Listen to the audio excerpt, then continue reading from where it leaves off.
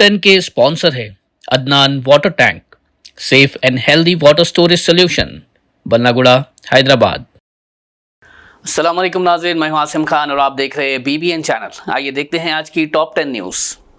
Gaza की media office ने दावा किया है कि इमदाद के तौर पर भेजे गए आटे की बोरियों में नशावर दवा ऑक्सीकोडोन की गोलियां पाई गई है।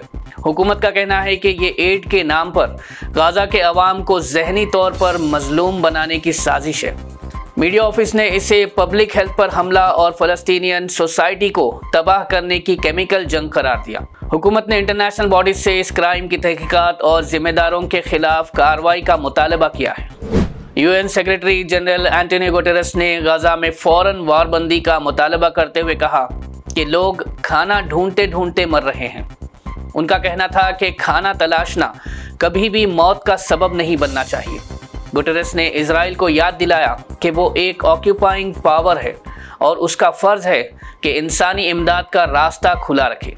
UN चीफ ने कहा कि ये वक्त है सियासी हिम्मत दिखाने का और सीज़ फायर को भी अमल में लाना अब ज़रूरी है। अमेरिकी सदर डोनाल्ड ट्रंप ने एक हैरत अंगेज़ इंकशाफ करते हुए कहा कि उन्होंने ईरान के रहनुमा आयतुल्लाह खामेनी को एक जलील और शर्मनाक मौत से बचाया है।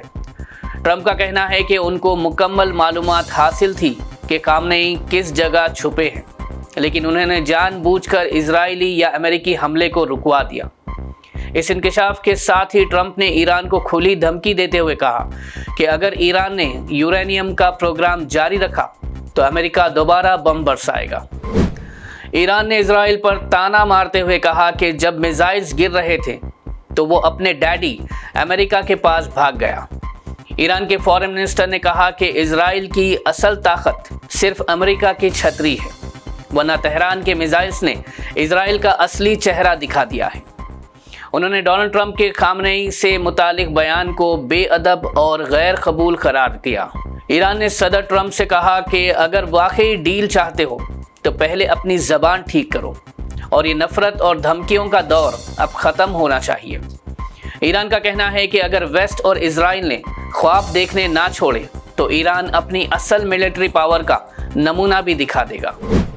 रूसी सदर व्लादिमीर पुतिन ने एक तीखी वार्निंग देते हुए कहा है कि अब रशिया वेस्ट के साथ एक तरफा खेल नहीं खेलेगा। उनका कहना था कि अब बात तभी होगी जब वेस्ट बराबरी की बुनियाद पर बात करे, वरना रशिया अपना रास्ता खुद बनाएगा। पुतिन ने यूक्रेन वॉर के हवाले से भी साफ कह दिया कि सीज़ फायर तभी मुमकिन है जब नाटो की जानिब से मदद और हथियार भेजना बंद होगा। पुतिन ने चाइना, ब्राज़ील और नॉर्थ कोरिया के साथ ताल्लुक मज़ीद मजबूत कर लिए हैं और नया जियोपॉलिटिकल फ्रंट तैयार कर लिया है। उनका पैगाम ये है कि अब दुनिया के क़वाइद सिर्फ वेस्ट नहीं, रशिया भी तय करेगा। अमेरिकी सदर डोनाल्ड ट्रंप ने एक बार फिर दावा किया कि उन्होंने भारत और पाकिस्तान के दरमियान होने वाली जंग रुकवाई थी। उनका कहना था कि अगर दोनों मुल्क ना मानते तो उन्होंने सारे ट्रेड और मिलिट्री डील्स कैंसिल कर देने की धमकी दी थी। ट्रंप के मुताबिक धमकी के फौरन बाद दोनों मुल्कों ने कॉल करके बैक ऑफ किया और अमन की तरफ आए।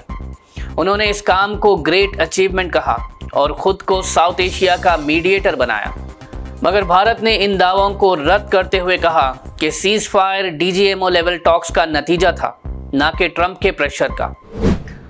भारत ने ईरान और इजराइल के बीच बढ़ते तनाज़ात के दरमियान अपने शहरियों को वापस लाने के लिए ऑपरेशन सिंधु शुरू किया था, जिसके ज़रिए अब तक 4,415 भारतीयों को वापस लाया गया है। जुमला 19 कमर्शियल फ़्लाइट्स और 3 इंडियन एयरफोर्स मिशंस के ज़रिए ये इवैक्यूएशन अंजाम दिया गया है। मिनिस्ट्री ऑफ एक्सटर्नल अफेयर्स ने ईरान, जॉर्डन, इजिप्ट, आर्मेनिया और तुर्कमेनिस्तान का शुक्रिया अदा किया, जिन्होंने इवैक्यूएशन में मदद की। ऑपरेशन सिंधु भारत का एक कामयाब मिशन साबित हुआ है। कल रात मशहूर कांटा लगा गर्ल और बिग बॉस 13 की फॉर्मर कंटेस्टेंट शेफाली जरीवाला का 42 साल की उम्र में इंतकाल हो गया। रिपोर्ट्स के मुताबिक शेफाली को अचानक सीने में दर्द महसूस हुआ और उन्हें तुरंत बेलव्यू हॉस्पिटल ले जाया गया, लेकिन डॉक्टर्स ने उन्हें डेड ऑन अराइवल करार दिया। शुबह है कि उनकी मौत कार्डियक अरेस्ट के सबब हुई है। शेफाली के करीबी लोगों ने बताया कि वो उस दिन बिल्कुल ठीक थी और किसी भी हेल्थ इशू का जिक्र नहीं किया था।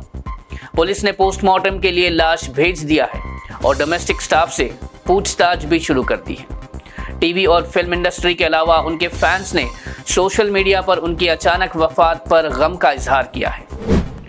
तेलंगाना के जूनियर डॉक्टर्स ने 30 जून से गैर मुअय्यना मुद्दत के लिए हड़ताल का ऐलान कर दिया है, जिसका असर सीधा 34 सरकारी मेडिकल कॉलेजेस पर पड़ेगा। TJUDA ने कहा है कि उनके स्टिपेंड्स पिछले 3 माह से डिले है और GOMS 59 के तहत जो हाइक होना था वो अब तक इम्प्लीमेंट नहीं हुआ है। डॉक्टर्स का कहना है कि वो 36 घंटे तक की ड्यूटी करते हैं, लेकिन वक्त पर पेमेंट ना मिलने से उनका सब्र टूट चुका है।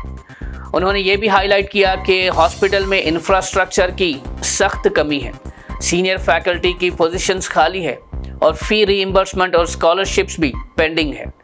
डॉक्टर ने डिमांड की है कि स्टिपेंड का ग्रीन चैनल रिलीज हो, एरियर्स क्लियर किए जाए और फैकल्टी रिक्रूटमेंट में भी तेजी लाए जाए।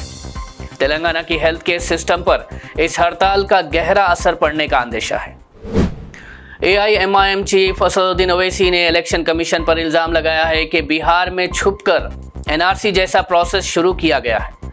उनका कहना है कि वोटर लिस्ट रिवीजन के दौरान लोगों से उनकी और उनके वालिदैन की पैदाइश का सबूत मांगा जा रहा है। असद ओवैसी ने कहा कि सीमांचल जैसे गरीब इलाकों में लोगों के पास ऐसे डॉक्यूमेंट्स होना बहुत मुश्किल है। उन्होंने इस अमल को जालिमाना मजाक करार दिया और कहा कि इससे हजारों लोग वोटर लिस्ट से निकाल दिए जाएंगे। असद ओवैसी ने सुप्रीम कोर्ट के फैसले का हवाला देते हुए कहा कि बगैर नोटिस किसी वोटर को हटाना गैर कानूनी है। उनका मुतालबा है कि इलेक्शन कमीशन फौरन इस प्रोसेस को रोके और आइन के मुताबिक काम करे। नाज़रीन, ये थी आज की टॉप 10 न्यूज़। देखते रहिए BBN चैनल। मुझे दीजिए इजाज़त। अल्लाह हाफिज़। Adnan Auto Clean Water Tanks for the first time in India. ये सेल्फ क्लीनिंग वाटर टैंक्स हैं